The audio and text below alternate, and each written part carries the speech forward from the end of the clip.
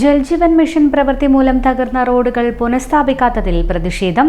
റോഡിൽ കാൽനട പോലും ദുസ്സഹമായെന്ന് കാണിച്ച് വില്യാപ്പള്ളി പഞ്ചായത്ത് ഭരണസമിതി അംഗങ്ങൾ വാട്ടർ അതോറിറ്റി ഓഫീസിൽ സത്യാഗ്രഹ സമരം നടത്തി.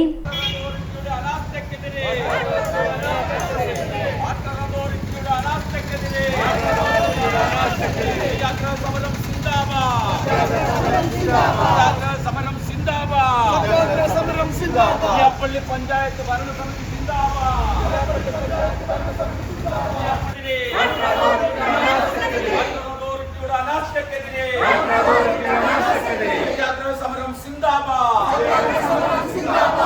സമരം സിന്ദാബാദ്. വില്യാപ്പള്ളി പഞ്ചായത്ത് ഭരണസമിതി വില്യാപ്പള്ളി പഞ്ചായത്ത് ഭരണസമിതി സിന്ദാബാദ്. വില്യാപ്പള്ളി പഞ്ചായത്ത് ഭരണസമിതി സിന്ദാബാദ്. സത്യാഗ്രഹ സമരം സിന്ദാബാദ്. പ്രകടനമായി എത്തിയാണ് വാട്ടർ അതോറിറ്റി ഓഫീസിന് മുന്നിൽ സത്യാഗ്രഹ സമരം നടത്തിയത്. മെമ്പർ പുത്തലത്ത് ഇബ്രാഹിം സ്വാഗതം പറഞ്ഞു. Standing committee chairperson CK Geetha അധ്യക്ഷയായി. ഗ്രാമപഞ്ചായത്ത് പ്രസിഡന്റ് PP പ്രഭാകരൻ ഉദ്ഘാടനം നിർവഹിച്ചു. 2022-23 വർഷത്താണ് ജലജീവൻ മിഷൻ നമ്മുടെ പഞ്ചായത്ത് നടപ്പിലായി.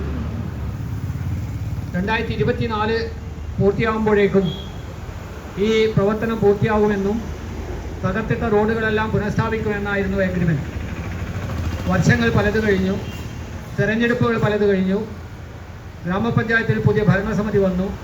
പുതിയ ഭരണസമിതി വന്നതിന് ശേഷവും നിരന്തരമായി കരാറെടുത്ത കരാറുകാരോടും ഇതിൻ്റെ ഏജൻസിയായി ഇംപ്ലിമെൻറ്റിംഗ് ഏജൻസിയായി സർക്കാർ ചുമതലപ്പെടുത്തിയിരിക്കുന്ന വാട്ടർ അതോറിറ്റി ഓഫീസുമായി ഞങ്ങൾ ബന്ധപ്പെട്ടിട്ടുണ്ട്.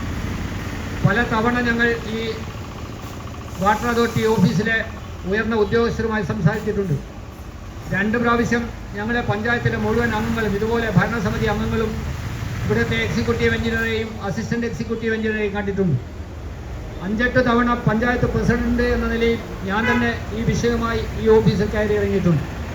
നിരവധി തവണ ഞങ്ങൾ ഈ ഓഫീസുമായി ഫോൺ മുഖേന ബന്ധപ്പെട്ടിട്ടുണ്ട്.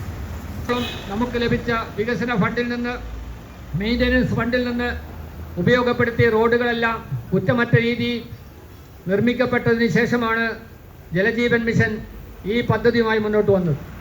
യഥാർത്ഥത്തിൽ അതാത് സമയത്ത് പൊളിച്ചിട്ട റോഡുകൾ നന്നാക്കാൻ അവർ തയ്യാറാവേണ്ടതായിരുന്നു. ഇത് ജനങ്ങൾ അനുവദിച്ചത് തന്നെ ഇത് കുടിവെള്ളത്തിൻ്റെ കാര്യമാണല്ലോ എന്നതുകൊണ്ടാണ്. കുടിവെള്ളം കിട്ടുന്ന കാര്യത്തെ ഒരു തടസ്സം നിൽക്കാൻ പാടില്ലല്ലോ എന്നതുകൊണ്ട് മാത്രമാണ് ഭരണസമിതിയും നാട്ടിലെ ജനങ്ങളും ഈ ഒരു പ്രവർത്തനത്തിന് അനുമതി നൽകിയത്. 1.5 അടി വീതിയിലാണ് പൈപ്പിടാൻ വേണ്ടി ജലമിഷൻ കുഴിച്ചതെങ്കിൽ ഇന്ന് 3 മീറ്റർ റോഡുകളും തകർന്ന സാഹചര്യമാണുള്ളത്. ഒരു സ്ഥലത്തും യാത്ര ചെയ്യാൻ പറ്റാത്ത അവസ്ഥയായിരിക്കുന്നു.